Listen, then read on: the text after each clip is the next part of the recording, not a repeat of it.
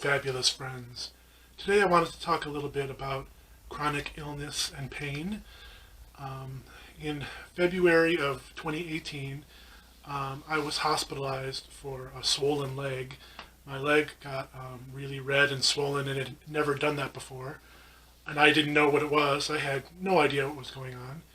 Um, but it got so bad that I needed to be hospitalized. I was diagnosed with cellulitis, which is a skin infection. So somehow the bacteria gets under the skin and causes the leg to get red and swollen and it can be pretty painful. And I've had it 6 times, 5 of which I've been hospitalized for. The last time I was able to treat it outpatient with antibiotics, so I could skip the ER altogether. Thank goodness. Um, so I was diagnosed with cellulitis, which goes hand in hand with lymphedema, and lymphedema is a condition of the lymphatic system, which runs throughout your entire body. It's connected with your circulatory system and everything. It basically cleans out your blood. So what lymphedema is if a lymph vessel, the vessels which carry the lymph fluid throughout your body, if a lymph vessel is damaged or obstructed somehow, then the fluid can't flow properly and it causes swelling. And that swelling is a breeding ground for bacteria. And since your lymphatic system is connected with your blood and your immunity, it's just a recipe for infection. So I have lymphedema and recurring cellulitis. I have it in both legs. It started in the right leg, and then I've had it in both legs now, and it's been quite a journey. It's sort of strange how we take our legs and our bodies for granted, and then to have something sort of stand in your way of utilizing your body normally really sort of puts things into perspective. And you don't know what people who deal with chronic illness are like until you are living with it yourself. And I live a fairly normal life. I mean, when I get cellulitis flare-ups, it does put my life on hold. I feel really ill.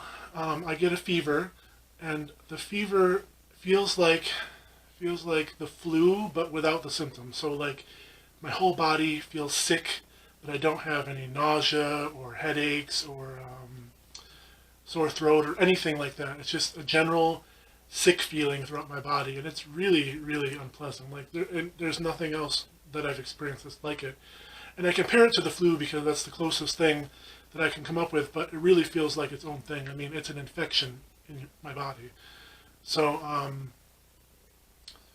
so I've had it so many times now where I can identify it.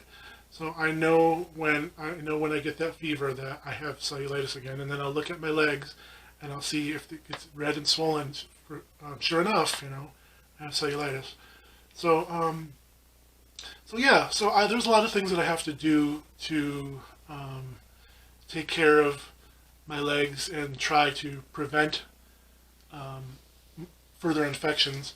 I wear compression socks every day, and compression has been very helpful. It keeps the swelling down, and it really does help. People ask me all the time, does it really work? It really does work. I mean, I can feel a difference when I take them off. So basically, it's just preventing the fluids from accumulating in my leg, trying to keep everything flowing properly, and proper skincare is another thing. I wash my legs and my feet every day and dry them. I also have a antiseptic wash, which they gave me one of the times I was in the hospital, and I use that sometimes.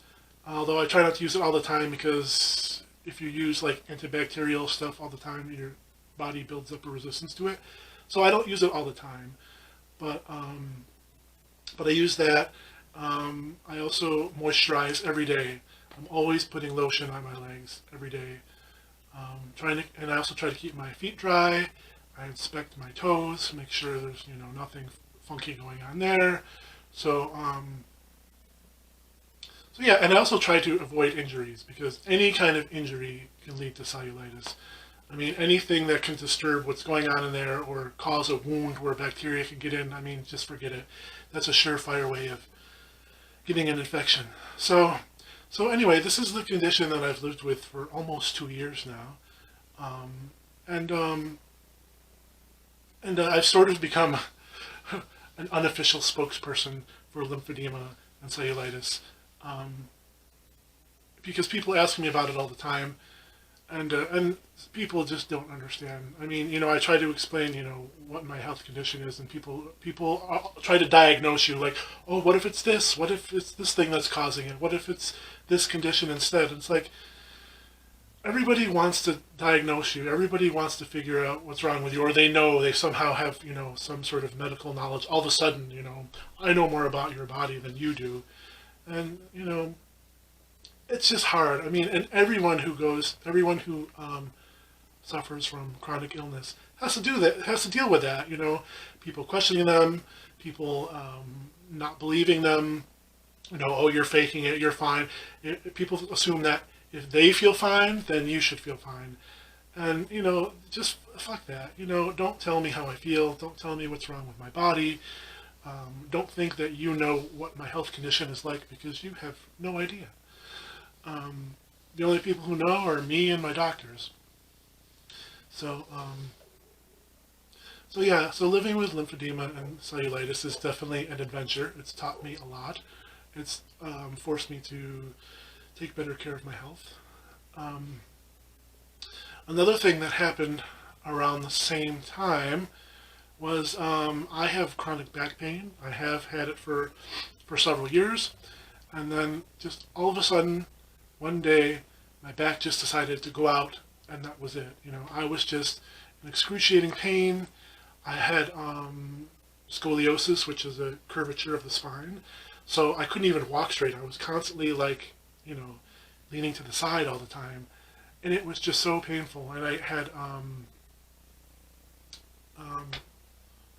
what's it called? I can't think what it's called, but I'll think of it. So yeah, just having to deal with all this pain, and then I ended up going to physical therapy for a couple months, which helped. That was also painful. I mean, it's painful to get physical therapy to help with your pain. So, but you got to work to get better, I suppose. But yeah, that was a journey. Why can't I think of what that's called? Oh, sciatica.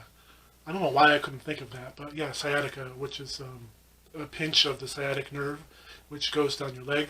So I would get these shooting pains down my leg, and I couldn't even walk. I mean, there were times when I would have to call in from work because I'm like, I can't even make it to my bus. There's no way that I would even be able to work. I can't walk. So, so yeah, that interfered with my life too. So yeah, the sciatica and the back pain, and dealing with all of that. And sometimes I walk with a cane. I used to walk with a cane all the time. Lately, I've been trying to not rely on it as much.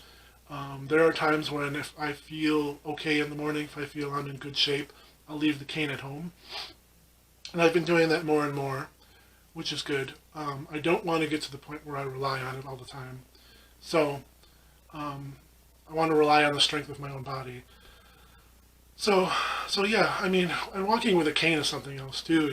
People make all sorts of assumptions about you, or I've had people make comments like, "Oh, you're too young to be walking with a cane." It's like, well, it has nothing to do with my age. It has to do with my health condition. I don't have any control over this. I'm just trying to adapt and cope with it the best I can. So so yeah. So yeah, I mean, it's been a struggle, but I'm still here. I mean, I have good days and bad days. I have days where I have really intense pain and muscle spasms. I get really bad muscle spasms. I used to get like really, really bad muscle spasms before I went to physical therapy, like, earth-shaking muscle spasms where I could feel it coming on, and I would hold on to something because it shook me so much. Like, I'm not exaggerating. Like, these were really bad. And now I get them, and they're not quite so bad, but sometimes I'll have to take a muscle relaxer or something, or use Tiger Balm pads or BioFreeze or one of those topical things that helps alleviate pain. So yeah, I mean, that's not fun, to have all the leg stuff and then have the back stuff on top of it, and just to, it affects my mobility, it affects my productivity at work, it affects everything. It's hard to get comfortable sometimes, sometimes I can't do one thing for too long, like I can't sit for too long or stand for too long or walk for too long. I got to keep switching between them because doing one thing for a certain period of time gets uncomfortable. And it's gotten better, but it's just something that I live with, and it's really hard. So I really feel for people who have really bad health conditions, like worse than mine. Like, mine is very inconvenient. It sucks. It interferes with all aspects of my life, and I'm in pain. But there are people who have it much, much worse than I do. I mean, and people don't understand. They think that you look fine on the outside, that you must feel fine on the inside, and that's not how it works. I mean, people assume, since you don't have a visible ailment, that you're not suffering, and that couldn't be farther from the truth. So yeah, I mean, dealing with chronic illness and pain is a struggle, but I'm still here. I'm getting better, and I have good days and bad days, but overall I'm doing better. So I'm grateful for that. I'm doing the best I can to take care of myself. And excuse me. One thing. Oh, yes. Lymphedema.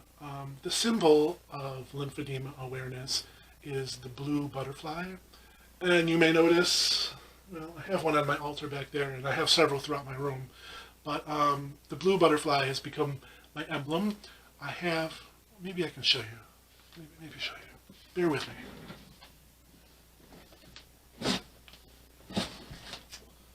I have a tattoo. I'm going to show some skin. Hope you're ready. And there they are. Oh yeah. There's my butterflies. And specifically, they're blue morpho butterflies. The morphos are my favorite. And let me see if I can. This one is a female.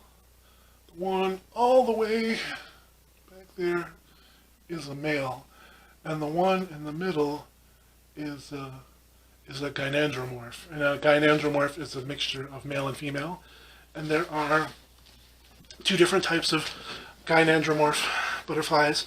The most common are bilateral, which is split down the middle, male on one side, female on the other, like equal. And then there are mosaic gynandromorphs, which are a mixture, sort of spotty and like stained glass kind of, which is the one that I have tattooed on my shoulder.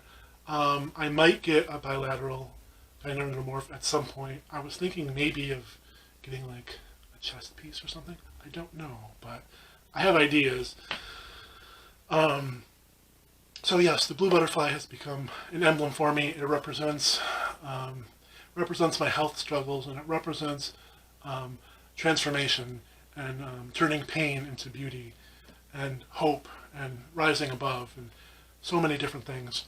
So yeah, the blue butterfly is very important to me, and it represents everything that I've gone through within the past 2 years. So